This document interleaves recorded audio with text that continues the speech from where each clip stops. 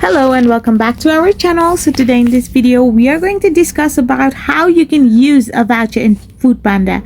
So without wasting much of our time, let's get straight into the video. So for this, all you need to do is simply tap open your Foodpanda app, and once you open it, you will be redirected to home page. So now you can simply order anything you want to order, like different food items from different hotels and restaurants, or you can simply tap on the card like icon on the top right hand side of the corner. So once you do this, you will be redirected to this page where you can see an option called apply a voucher. So simply tap on it and you will be able to redirect it in this kind of interface. So here you can get options of different vouchers that are available for your order. So you can simply choose one of the voucher and simply hit the apply button.